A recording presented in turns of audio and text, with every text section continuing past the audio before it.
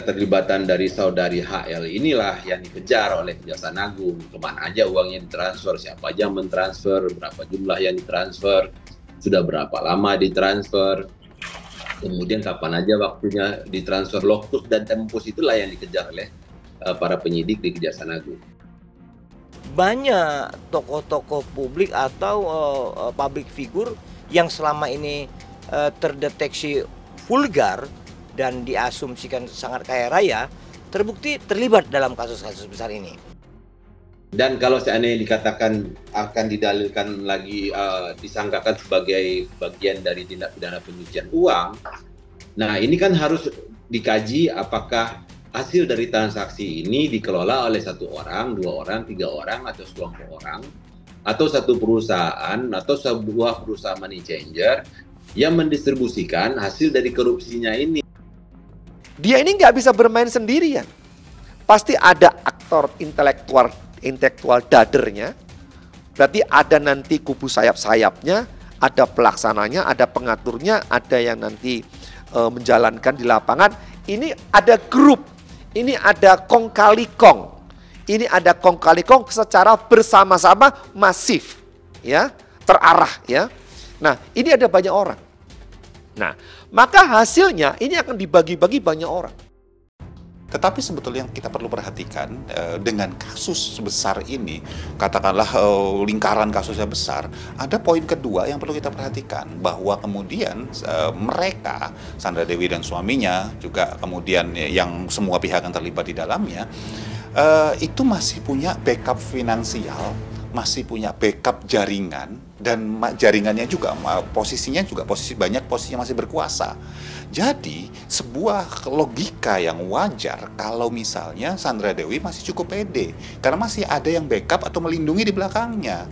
Nah, tinggal kemudian nanti siapa aja terbuka di sini, ya. Keterbukaan ini butuh dua faktor, butuh dari para tersangkanya ini dan butuh dari aparat penegak hukumnya di dalam menelisik semua kejadian-kejadian ini dan semua pihak-pihak yang terlibat.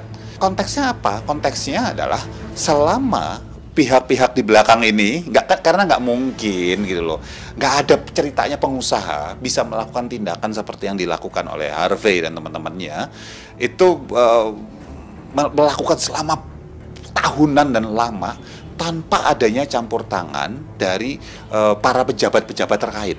Nggak mungkin.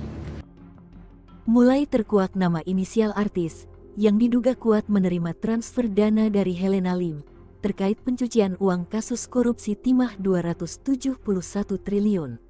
Artis tersebut berinisial C dan S, menurut Iskandar Sitorus, Sekretaris Indonesian Audit Watch atau IAW, mengungkap bahwa artis yang inisial C dan S itu pernah menjadi MC di acara keluarga Sandra Dewi dan termasuk grup artis dengan bayaran mahal.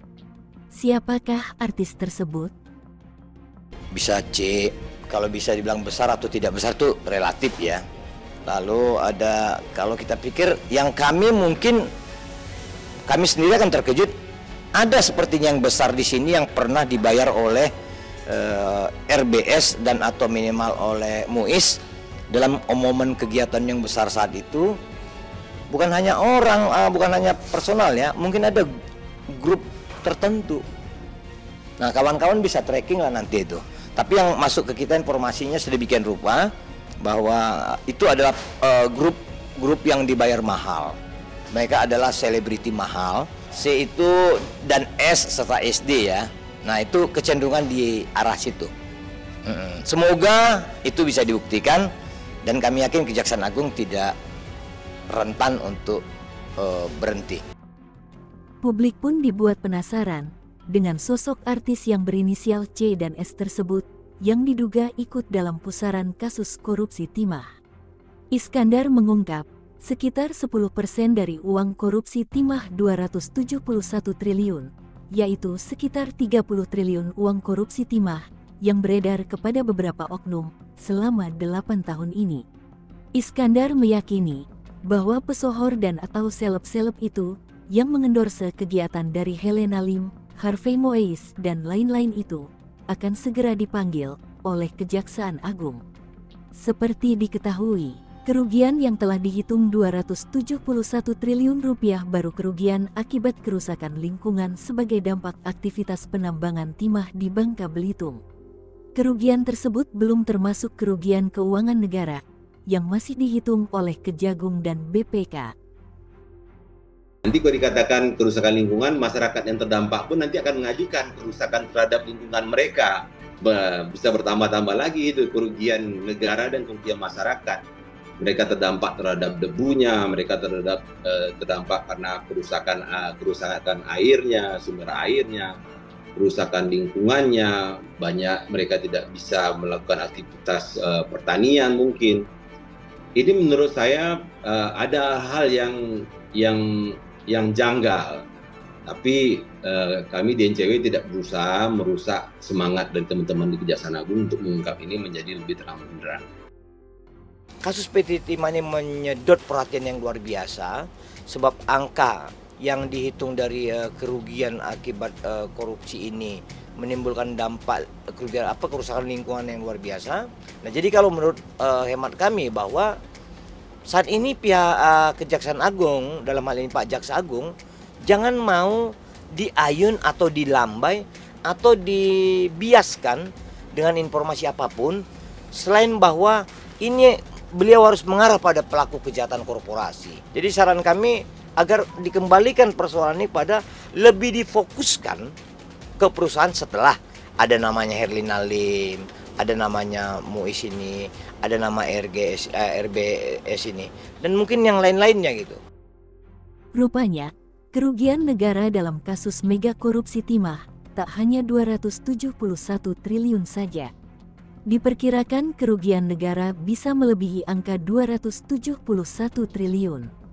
Selain itu, dampak yang sangat buruk bagi warga sekitar tempat penambangan. Hal tersebut dikarenakan akibat dari penambang ilegal yang dilakukan oleh suami Sandra Dewi dan komplotannya, merusak lingkungan, sehingga menghambat warga sekitar untuk bekerja, bahkan juga bisa merusak kualitas air di lingkungan sekitar. Sehingga penambangan ini kan merusak alam, ya kan?